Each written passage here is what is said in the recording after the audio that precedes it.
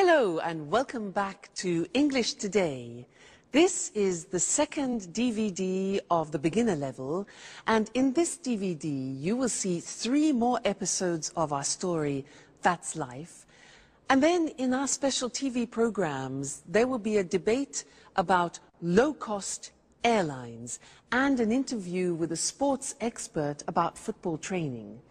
Then, in the grammar section, we will study the simple present, frequency adverbs, some and any, there is, there are, and also making suggestions. Now remember, if you have problems understanding anything, use the subtitles. Okay, so enjoy studying and have fun.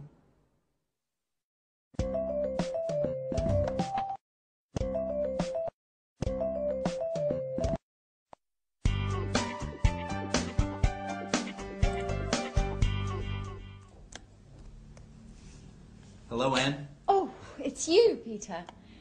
Look, this is it. Look at what? My office.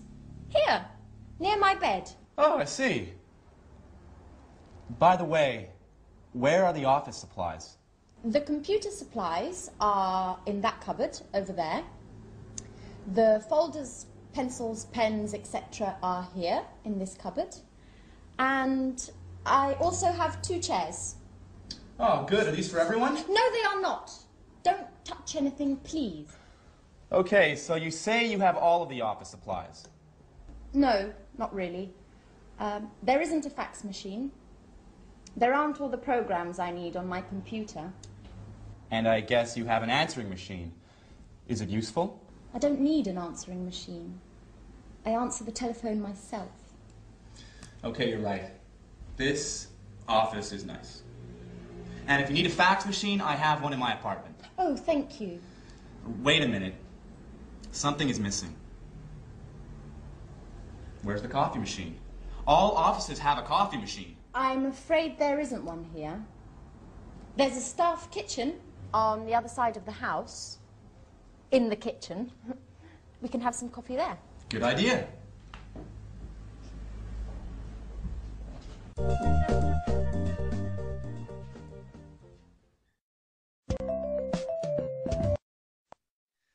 Hello and welcome back to English Today. How are you? Now, in that last episode of That's Life, did you notice that Anne described her office? And the most important thing for Peter was what? The coffee machine. Strange. Now, I want to look at the language that Anne used. She used there is a and there are some. Let me explain that to you.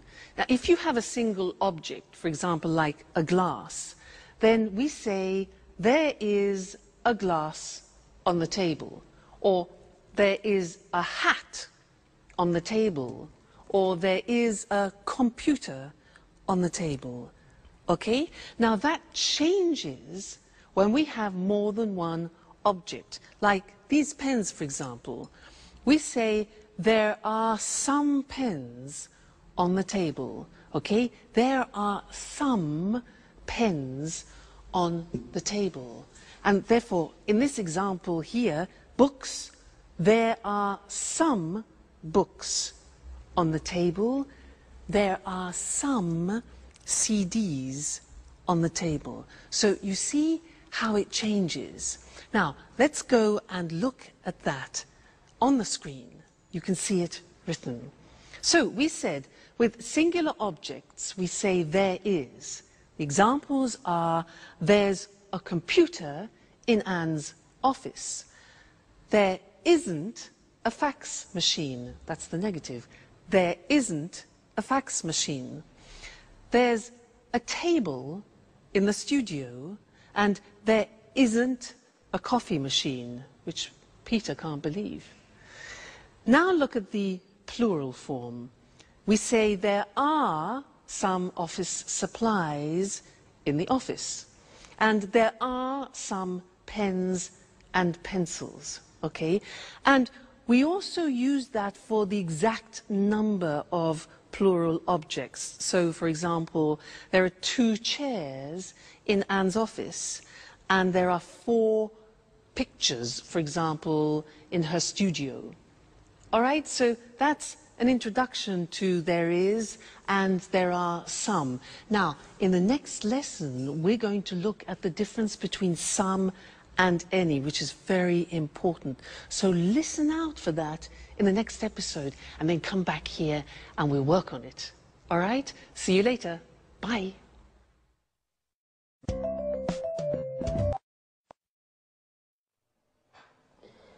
Do you want milk with your coffee? There's a bottle in the back of the fridge. I prefer it without milk, but with some sugar. Oh, I'm afraid there isn't any sugar. Well, that's okay. Black coffee is good too. Do you have any of those great cookies? Oh, yes. There are some cookies over here.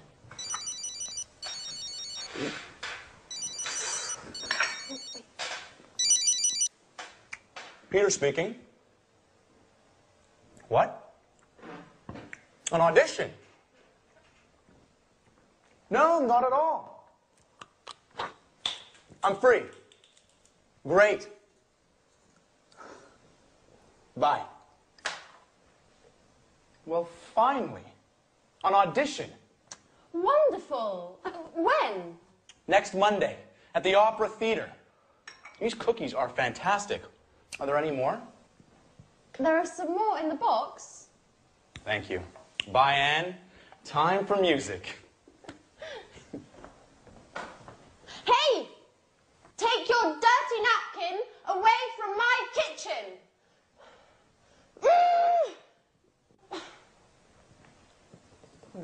It's nice to have you as my new office neighbour.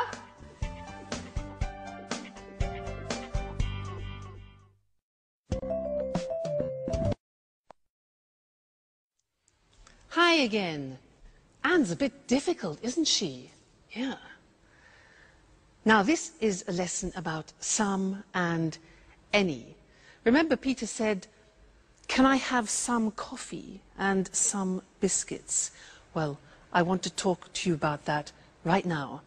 Now, in order to understand some and any, we have to understand the difference between countable objects and uncountable objects. So, these things here are ingredients to make a wonderful English lemon cake. Let's divide them into countable objects and uncountable objects. Let's start with these. Now, these are lemons.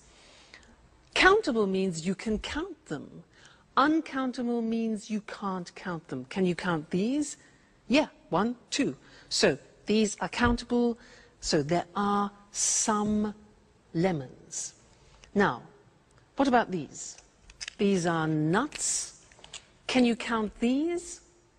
Yeah, 1, 2, 3, etc. So they are also countable. So we say there are some nuts on the table. Now, what about this? This is marmalade. Now, can you count marmalade? Well, you can count the container, but not the marmalade inside. So this is uncountable, and we say in English, there is some marmalade. It's a singular verb. So we put it here, it's uncountable. Okay? Now, let's look at this. What's this? This is salt. Salt. Now, is this countable or uncountable for you? Countable or uncountable? Well, it is very difficult to count all the little bits of salt. So this is uncountable. We put it here. All right? Now, next thing. These two. Eggs. Countable? Uncountable? 1, 2. Countable. There are some eggs. This here is spices. Spices. Now, these you can count. So we say there are some spices. What about this? Milk. You can count the bottle, but can you count the liquid? No. So all liquids are uncountable, and we say there is some milk. There is some milk. So singular verb. Put that there. Now, what have we got here? Butter. Butter. Can we count that? Well, we can count a packet, yes, but the butter inside? Exactly, no, we can't count butter. So there is some butter, we put it here. Good. Now, what else have we got? Flour. You know, flour we use to make pizza, to make cakes. Is that countable? Exactly, it's not countable. It's like salt, like sugar, like coffee. So we put this here, uncountable. And the last thing, this. What's this? Water. Is water countable? No, it's not. So water goes with the uncountable. There is some water. It's quite difficult, hey? Let's look at the screen to see that written. All right, and we will do a general summary. So we said countable objects in the plural. In the positive form, we say there are some lemons on the table. There are some CDs on the table. There are some eggs on the table. So that's countable. Now the negative is there aren't any, we use any, there aren't any cigarettes on the table. There aren't any biscuits, important, any for the negative. There aren't any magazines, for example, all right? Now, questions. Here again, we use the word any. We use any in the negative and any in the questions. So, are there any glasses on the table? Are there any books on the table? Are there any pens? All right, so some in the positive, any in the negative, and the question form. Good. Now, let's move on to uncountable objects. These ones here. The examples are, there is, singular verb, some sugar on the table. There is some flour on the table. There is some water on the table. Okay? Negative, again, we use any. We say there isn't any bread on the table. There isn't any wine, a liquid, on the table. There isn't any chocolate on the table. All right? Questions? Again, with the singular verb and any. Is there any money on the table? Is there any pasta? Unfortunately not. And is there any beer? Okay? Now, I want to add one more thing to this lesson, and it's the words this, that, these, those. Let me explain. With one object, you say this CD when it's close to you. This CD. But when it's distant from you, far away, you say that CD. This, that. All right? We hear this very often. Let me take two. Plural. Now we say these CDs. When they're far from you, we say those CDs. Okay? So these, those, one, this, that. Let's see that on the screen. So, this book, plural, these books when they're close to you, and that chair, for example, and those chairs when they're distant from you. That's a big lesson, hey? There's a lot to remember. So we have some and any, countable and uncountable, this, that, these, those. Whew! You have a lot to do at home to study there. Anyway, no problem, because you're great students. So We'll meet again in the studio very soon for some more English. Take care. Bye for now.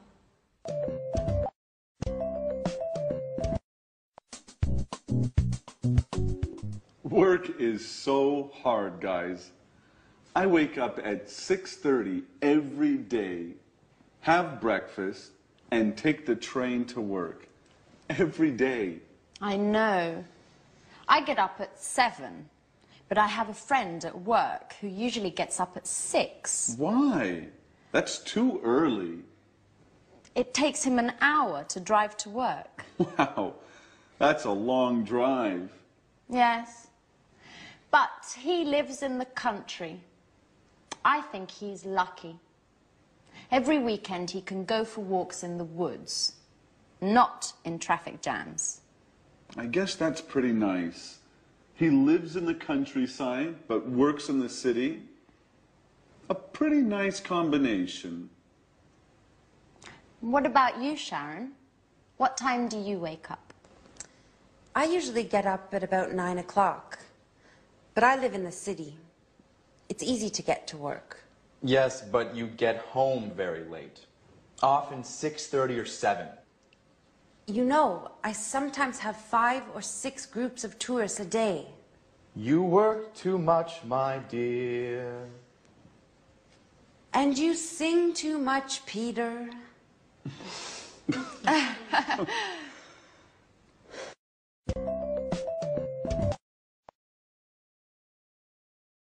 Hello again, and how are you? Now, from that last conversation, we learned that Sharon works too much and Peter sings too much. How about you? Do you work too much? What time do you get up in the morning? 6:45? 7 o'clock? 7:15? 7:30? Well, I'm going to describe my typical day, and I'm going to use the simple present to do that. All right? Well, first, I wake up at 6:45, but I don't get up.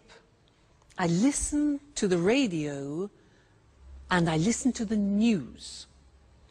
Then after I slowly get up, that's difficult, and I take a shower. I take a shower. I get dressed, and then I go for a walk with Suki. Then we have breakfast together. She has dog biscuits, and I have toast, marmalade, and butter. Then I go to work on my scooter. Now, my boyfriend has a different day because he goes to work at 8 o'clock at night. Remember, he's a jazz musician. Now, did you notice I said he goes to work? That's because with the third person we add an S, goes. He goes to work at 8 o'clock and he comes home at 3 o'clock in the morning because he plays jazz concerts.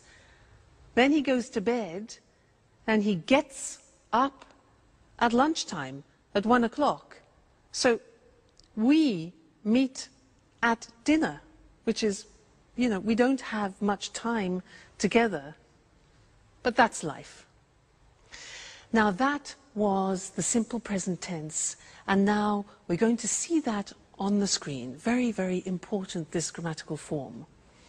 So, I work, you work, he, she, it works, she works, it works, we work, you work, they work. Now, very often you forget to put the S on the third person, so I have another teaching assistant who will help you to remember, Mr.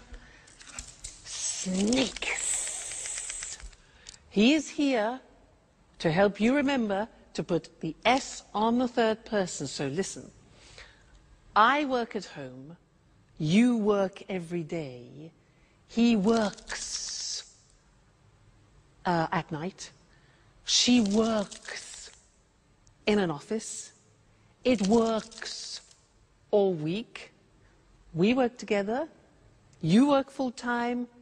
They work at weekends. So remember, it's not difficult, the simple present in English.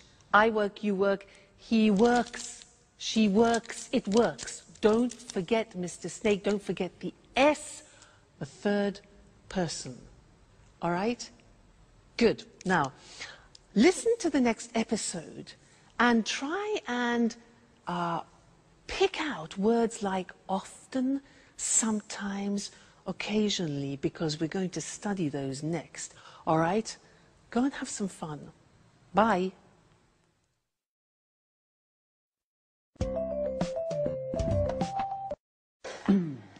Alice, I bet you don't wake up at 6 o'clock every day. Tell us something about your typical day at university. Well, I sometimes have classes in the morning, but I usually have classes in the afternoon. On Mondays, I always attend lectures in the morning. And where do you study? I usually study in the library, but I sometimes study at home too, when I don't have classes in the morning. My friend David also studies at your university. Do you remember him? David Leary? Yes, I occasionally see him in the library, and sometimes in the park. In the park? Doing what? He likes studying there. He takes his books, finds a nice park bench, and reads there. Not a bad idea. You can study and enjoy nature at the same time. Yes, I like the park too. Unfortunately, I often need books that are in the library. And what about lunch? Do you usually make sandwiches and take them with you? Oh no, I hate cooking. I usually have lunch in the cafeteria with friends. Oh, I do just the opposite. I usually cook lunch at home. I seldom have a quick lunch at coffee shops. Okay, guys. Stop with this boring talk. What about fun? Do any of you do anything besides working and studying? It's Friday, remember? You're right, Jack. I'm so happy it's Friday. Me too.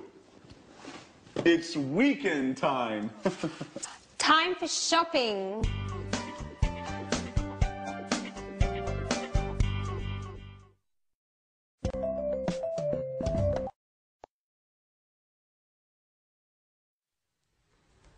Jack really knows how to provoke Anne, doesn't he?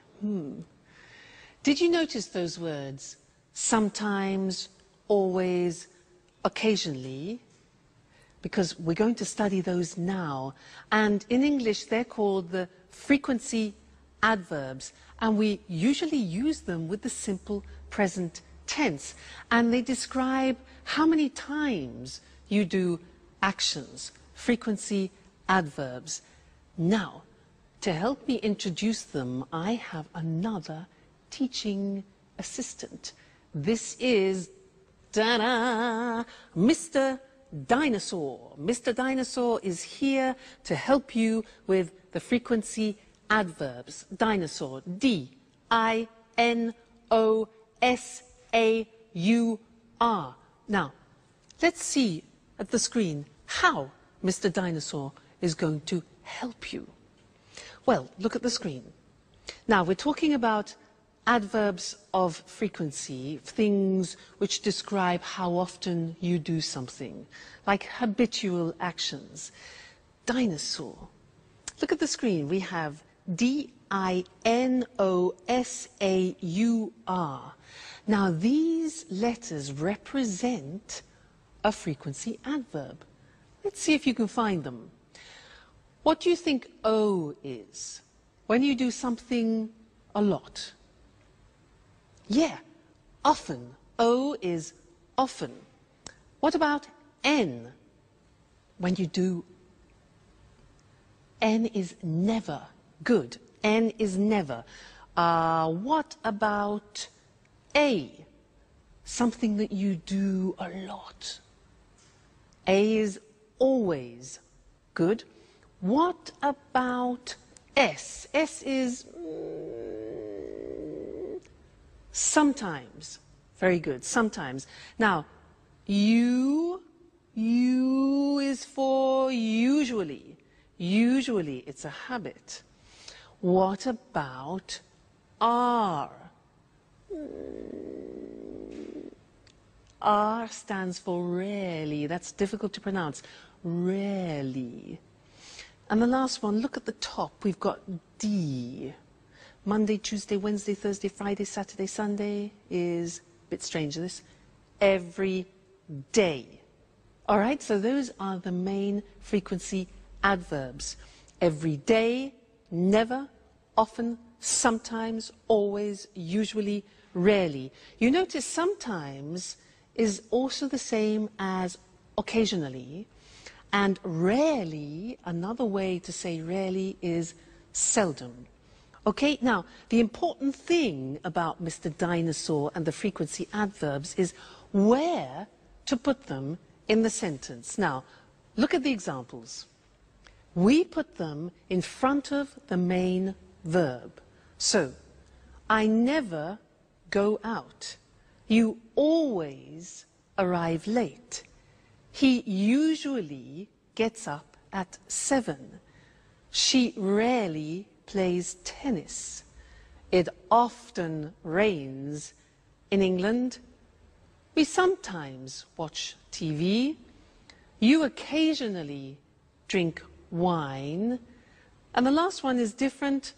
Every day they drive to work. Usually every day we put at the beginning. But the others are always before the main verb and after the subject. Now, one problem. There is an exception to the rule, which is typical of the English language. And what is the exception? The exception is the verb to be. The verb to be is always an exception in English. Let's see how that works. Look at the example. He isn't often late. We are sometimes in a hurry. You see the position. The position of the frequency adverb is after the verb to be, not before. And that's the rule. So he isn't often late. We're sometimes in a hurry. They're never at home. And I'm always tired. So those are the frequency adverbs, very important, and we use them to describe our habitual actions. Now, in the next episode of That's Life, listen for this word, enough. Enough. It's a very strange word, because we're going to talk about that in the next lesson here in the studio. So, go and see That's Life. Bye.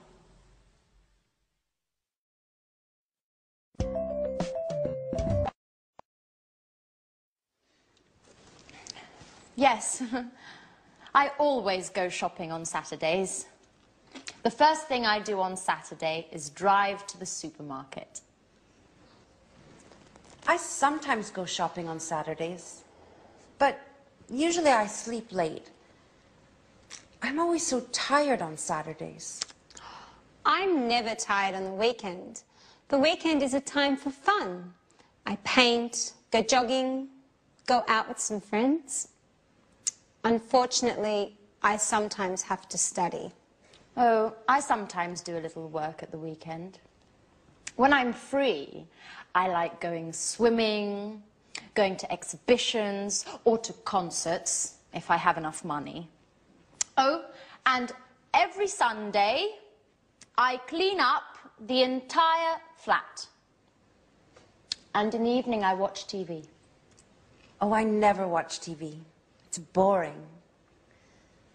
Peter and I like going to the cinema at the weekend. Yes, it's important not to watch too much TV.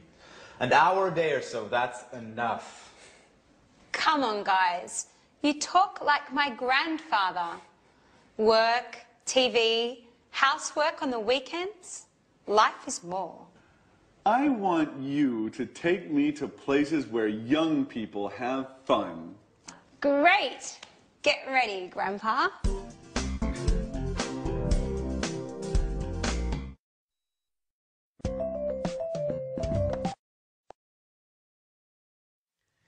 Hello and welcome back again to English Today, your live English language program. Now, did you notice how Anne said that she loves going to concerts and exhibitions, but she doesn't have enough money? Now, this word enough, it's written E-N-O-U-G-H. The pronunciation is enough. What does it mean? Let me show you. I have a ticket here for a concert, okay? This is 45 euro. 45 euro. Now, I have 40 euro here. 40 euro, 45 euro for the ticket. It isn't enough. It means it's less, it's not sufficient. It isn't enough. No ticket, no concert. So, happens. Like Anne, poor Anne, not enough money. Now, another example, you ask me, can I have a glass of water? And I say, sure. So, here you are. You say, what? Excuse me, it's not enough. Not enough, it's not sufficient. Oh, I say, okay, fine. So, glass of water, here we go. And you say, oh, it's too much. Too much. Now, that is the opposite. When something is in excess, it's too much. Let's go back to the ticket. For example, imagine that the theatre ticket has a discount.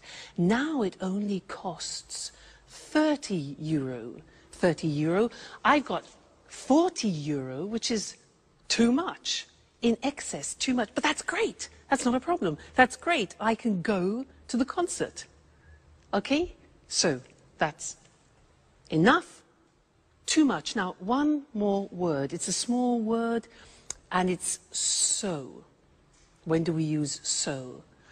If I say to you, you are so intelligent, that describes an emphasis. You are so intelligent. You could also say, the glass is so full.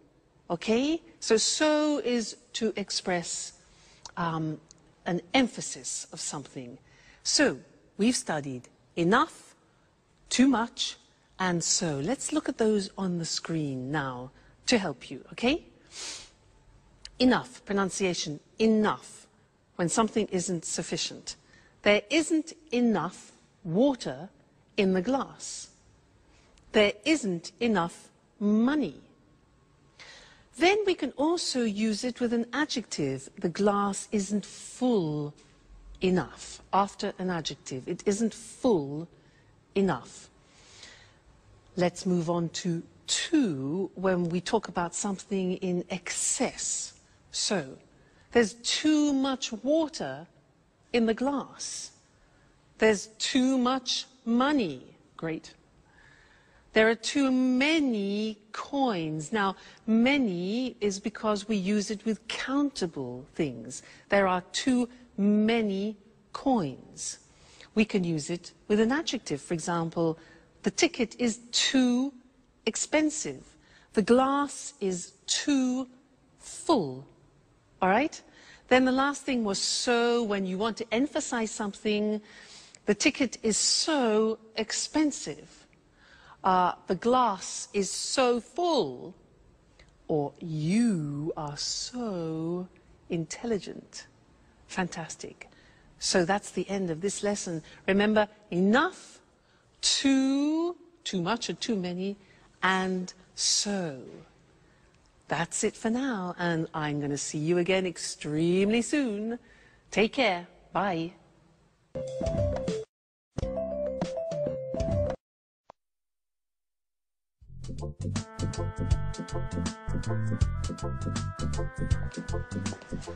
May I ask you a question, Alice? Sure, ask any question you like. I'm an open book. Do you have a boyfriend? Well, I go out with some boys, but that's nothing serious. According to my birth chart, I need some Taurians. But that's not easy now that Saturn is in Leo. I see. Anyway, I think you have a strange relationship with boys. Oh, no. I like boys very much. They're great at carrying packages. You're exceptional. Thanks, Jack. But now, stop talking about me. Let's talk about you. What do you think of me? No, really.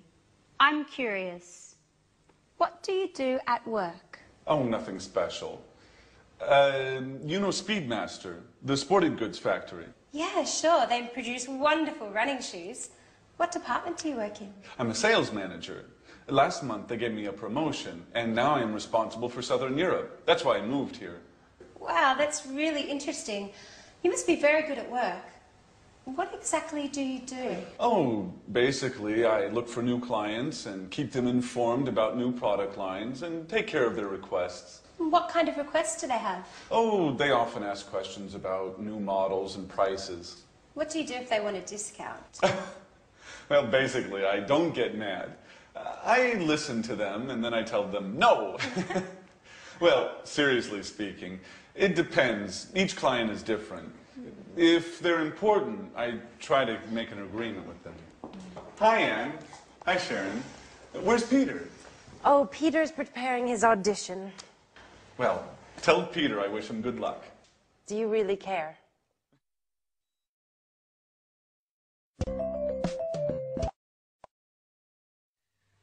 Hello and welcome back to English Today for some more live English. Now, Jack, does he really care for Sharon? I think he does. Let's ask Mr. Monkey. Mr. Monkey, does Jack really care for Sharon? Mr. Monkey. Yes, he agrees, he cares. Now, in that episode there were a lot of questions and I want to practice that with you now. And to do that we are going to have a quiz. I am going to change profession. I am no longer an English teacher. I have a different job. I will ask 10 questions. I will give the answers and you must guess my new job. Now, if you guess it correctly, I will play a flight for you to go to London for a romantic weekend. How about that? Flight to London? So 10 questions. Listen carefully. Number 1. Do I work in an office? No, I don't. Number 2. Do I work outside? Well, yes, actually, I do sometimes work outside. Next, do I have special qualifications? Oh, yes, I have special qualifications for my job. Okay, next one. Do I work at weekends?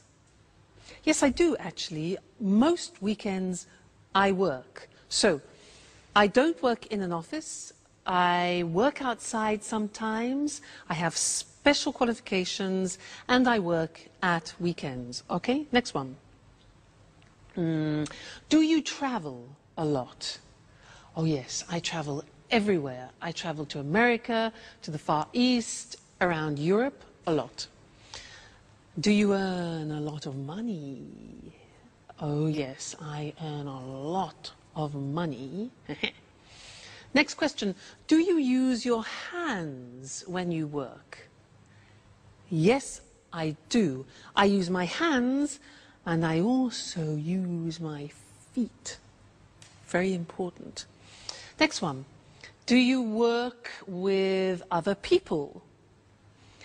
Yes, that's very important. I work with other people. All right, next one. Do you use music in your job? Music?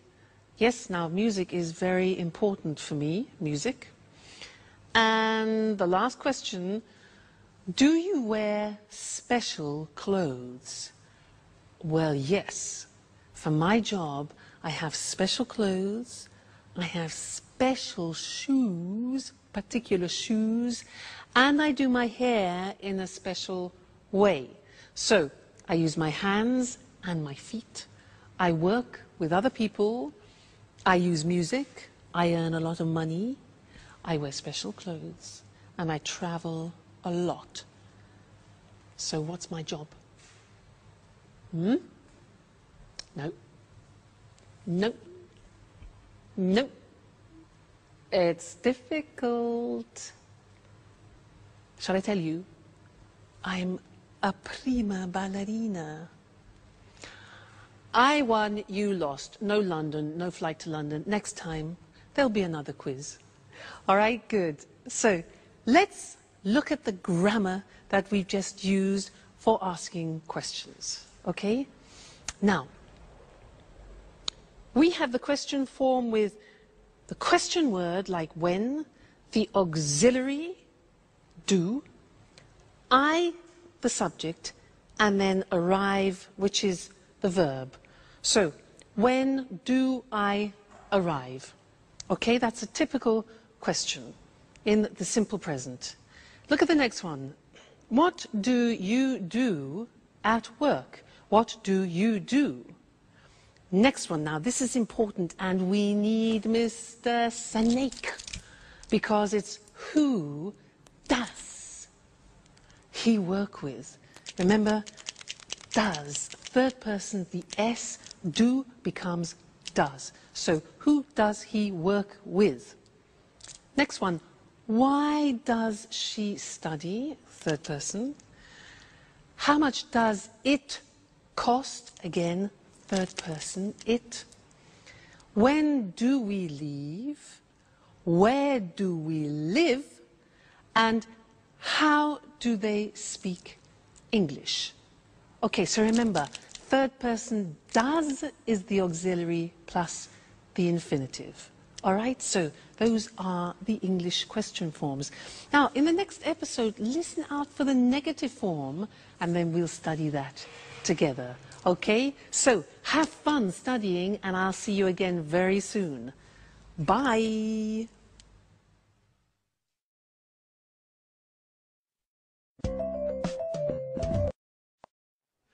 Oh, girls, we're talking about jobs. Tell me about your job, Sharon. What do you do at the moment? That's an interesting question. Really? Why do you say that? Well, you know I have a degree in archaeology, but now I'm doing something quite different. Do you have a part-time job? No, unfortunately, it's a full-time job. I work for a travel agency. Oh, what do you do? I give tours around the city. I bring tourists to monuments and museums and other interesting places. Oh, that's nice. Could I have you as a tour guide for one day? I'm sorry. I only work with groups, usually with Japanese people. Oh, well, I'm a black belt in karate. Very funny, but it's not enough. It's too bad.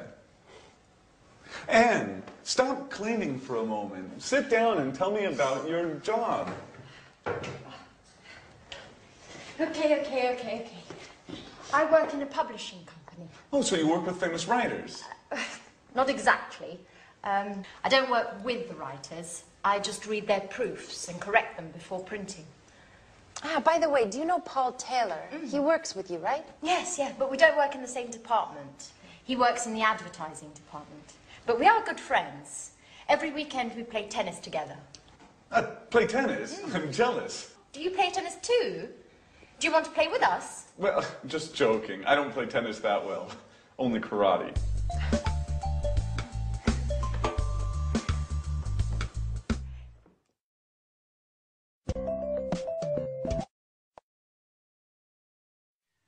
Jack, I don't play tennis very well.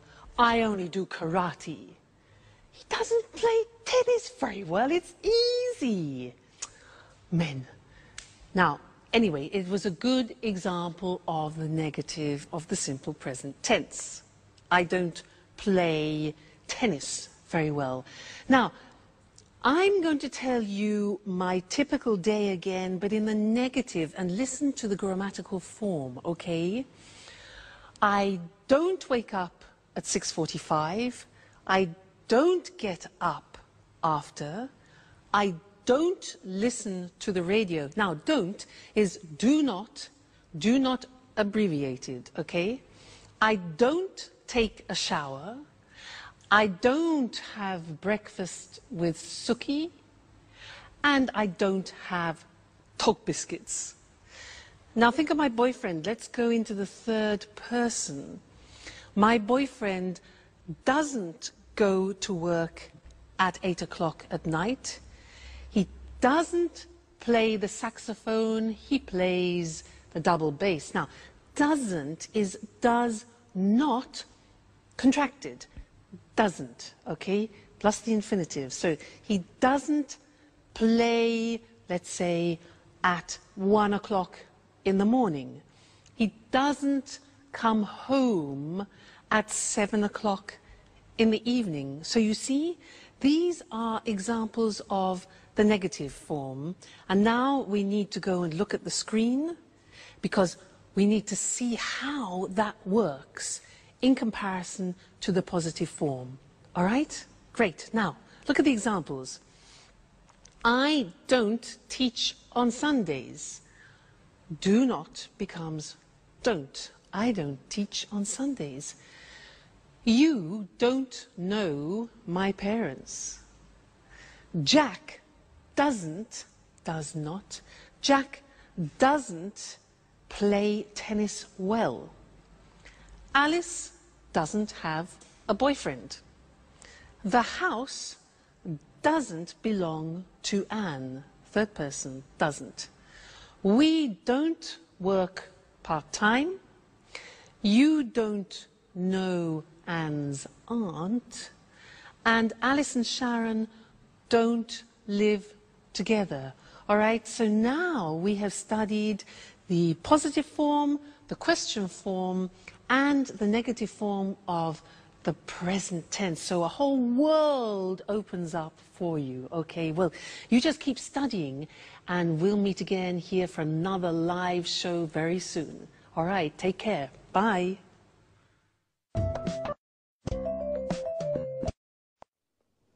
Good evening from Eric Brown. Welcome to another edition of Let's Talk. With me here in the studio are Marie and Tom. Hello, Marie. Hello, Tom. Hello, Eric. Well, today, let's talk. Let's talk about what, Marie? Low-cost airlines. Very interesting. You're right, Eric. You know, there are 90 low-cost airlines in Europe today. Really? So many? Yes, that's right. 90. Lots of people fly with low-cost airlines. Of course. It's very cheap to fly with these airlines. It's not always cheap, Marie. It's cheap to fly midweek on Tuesday, Wednesday or Thursday, but it's not cheap to fly at weekends on Saturday or Sunday. But are the planes safe? Yes, the planes are usually new, so they are safe. Oh, that's good. It's important to fly in safe planes. And what about the tickets? Is it easy to find them? Yes, it's very easy. I usually buy my tickets online with my credit card. Well, I travel a lot. Really? You're a real expert on low-cost airlines, Marie, aren't you? Yes, I am. My boyfriend lives in Berlin. Oh, and how often do you visit him? I go to see him twice a month. Oh, I see, I see. And are the flights on time? Yes, they're usually on time. I leave work at 5:30 in the afternoon and arrive at the airport at 6. Perfect for the check-in. That's very convenient. You're lucky, Marie. Usually low-cost flights leave from airports a long way from the city. What time's your flight? At 7 o'clock. You're really lucky, Marie. Usually low-cost flights leave late at night or early in the morning when it's not convenient. Yes, that's true. And yes, I am very lucky. Is there any food on the plane? Yes, passengers buy drinks and snacks. Remember, the drinks and snacks aren't free. You have to pay even for a glass of water. That's true, but it doesn't matter. I arrive in Berlin at 8:30, just in time for a pizza with my boyfriend at Bella Napoli. A very good pizzeria, the best one in Berlin. Oh, that's great, but for us, it's time to say goodbye. Okay, low-cost airlines. Today, there are many low-cost airlines throughout Europe. They are very easy to use, and they are cheap. And the planes are safe, and they are usually on time. Very interesting. Very, very interesting. Thank you, Marie. Thank you. And thank you, Tom. Thank you. And goodbye. And see you again soon on another edition of Let's Talk. Well, low-cost airlines really make traveling easy.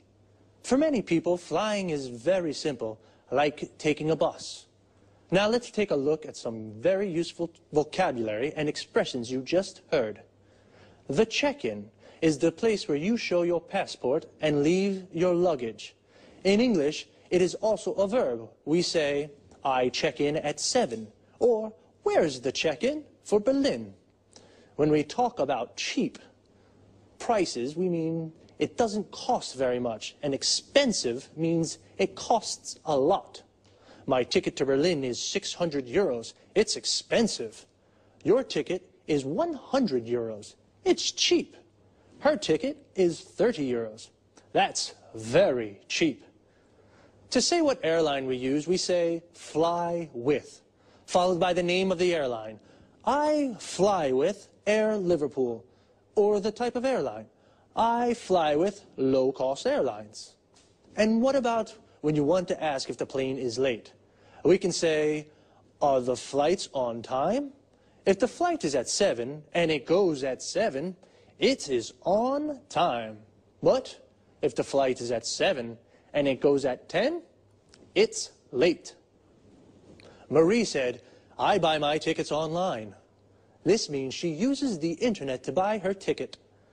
What other things can you do online? Here are some examples. I reserve hotel rooms online. I don't call the hotel on the phone to reserve a room. I use the internet. I check my bank account online. I use the internet to see how much money I have in my account. I pay my bills online. I use the internet to pay the electricity bill, the water bill, the gas bill. Wow, we can really do a lot of things online. Okay, just 2 more things before we say goodbye. The first is frequency. When we say how often we do something, I asked Marie, how often do you visit him? And she said twice a month. Twice a month means 2 times in a month. Once a month means 1 time in a month. But when we do something more than 2 times, we say 3 times a month, 4 times a month, etc. Even if we change the period of time, the structure of frequency remains the same. For example, we can say once a day, twice a week. But remember, we say 3 times a year, 4 times a week. One last thing. Notice the preposition after arrive. When we arrive in a place like a station, airport, shop, we say, I arrive at the airport at 6. But when we arrive in a city or country, we say, I arrive in Berlin at 8:30. So, we say, I arrive at the station, I arrive at the airport, but I arrive in London or I arrive in Madrid. That's about it for now. Take care and see you soon.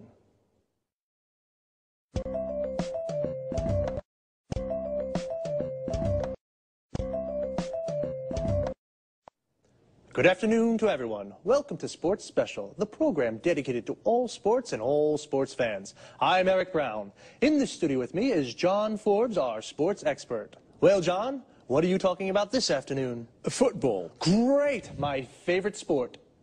It's not only your favourite sport, Eric. Millions of people love football. Of course. It's a fantastic game. The best in the world.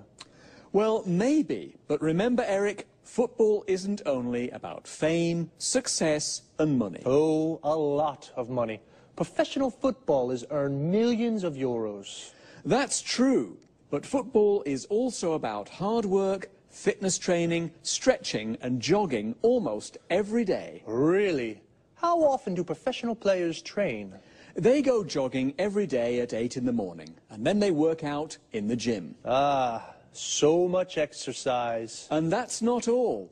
Really? What do you mean? Well, they also practice football 3 or 4 times a week with the team. And where do they train? They usually do fitness training at the football ground. First they do stretching, then they practice shooting. Is the coach with them during the training? Yes, of course. The coach is very important for the team. He shows the players good techniques for passing, dribbling and heading. And he decides who plays in the matches. How many matches are there in a football championship? 30, more or less. You know, football championships take place in the winter, usually from September until June. And when do they play matches? At weekends, but the big clubs also play during the week for the European Cups. Oh, championships, European Cups, training. Footballers are very busy. Yes, they are. The only time they rest is in the summer. Well, holidays only in the summer. But what about fun? For example, can the players have a beer after a match? Of course, Eric, especially if they win. A beer is a perfect way to celebrate a victory. Well, a footballer's training routine is very hard, but it is very rewarding too. Okay, thanks to our expert, John Forbes.